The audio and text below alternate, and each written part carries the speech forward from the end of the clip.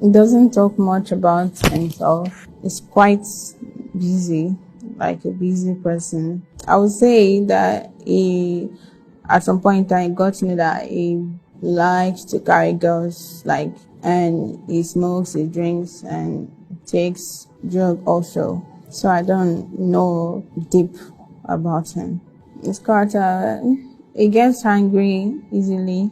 He has issue with his wife. So, but his children is what is targeted as family man. He wasn't into happy married life or something. He was just more of catering for his kids. I can't remember some of his friends that I met, but like remember their faces kind of really or their names, but I've met two people that I said friends something. I don't have 10 million in my bank account too.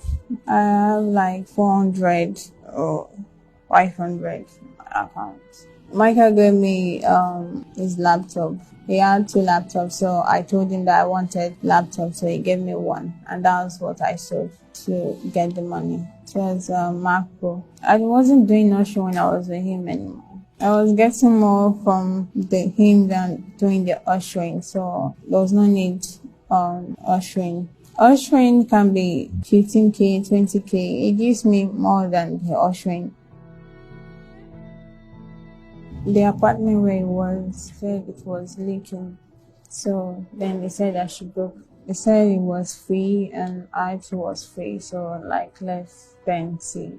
It was Sunday on the 13th June. I decided to check online about the shortlets because it said that I didn't want hotel. There will not be Netflix or like it will not be fun like being in the house or something. So that was when I decided to check for a shortlet. So I sent it to him and he said it was okay.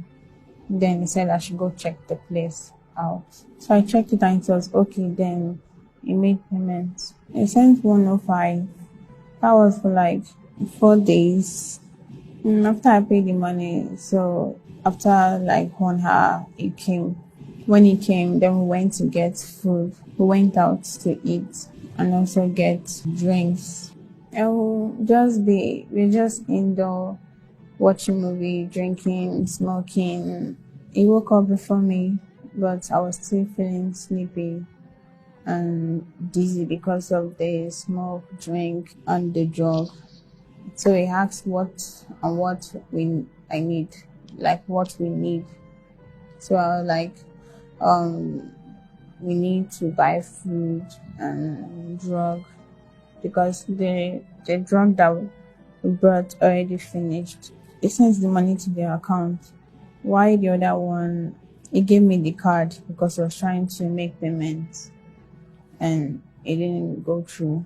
So he gave me the card. I didn't have access to his card, but I know the PIN code. Before I was leaving, he stood up to lock the door. But when I got in, I was knocking. As there was no answer, I opened the door was already open, like it wasn't locked, and the duvet was on the floor, plus pillows. The couch was facing the door, and the bed was stained with blood already, and the floor where it was blood, and then music was on, the TV was on. The room was already disarranged, like someone broke in. Then I saw him on the floor. I didn't know what to do. I took my things with his thing and left. I was afraid. I didn't know if I have raised alarm, they would have arrested me for doing it because I and him were just the only people in the room. I just left. I was packing my things to leave. Then I noticed that my clothes was stained, so I changed it to another. I took the bag that contained his ID and documents, bank statements. My bag was already on the floor. I left my bag on the floor. And then the stuff it was with was on the TV set. That's where the stuff I took was on the TV set. So I just packed them and just put them into the nylon and left. I took his phone the following week.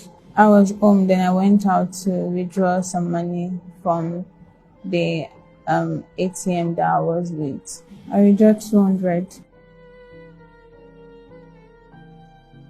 Before that day, on Tuesday, he already told me that he's going to give me the money that I requested for. And when I came out, when I was arrested, and they were saying I made away with 5 million naira, there was no 5 million naira in the account. I just did it. It's not like I had something to do with his death. I never had anything to do with his death. The lady that I rented the apartment from, I had to message her that she should please probably send the security guy to check on him. That I haven't heard from him. That's what I said to her. And they came to my house and they arrested me, took me to station. I didn't involve anybody. I don't know who must have come into the apartment. Definitely somebody did that, but I don't know who that person is. I don't know what happened when I left to buy the food. I don't know. Because of the thing I did after not alerting police and then also withdrawing money, I feel guilty for what happened. I did not kill him. Knowing full well that I did not kill him, but my doings, taking his money and not reporting the police, I believe that somebody knew where we were and then waited till I left before they could enter. The pressure and people, when I was confronting security guy, and it was like, no, nobody entered into the apartment, that it was just me that entered into the apartment.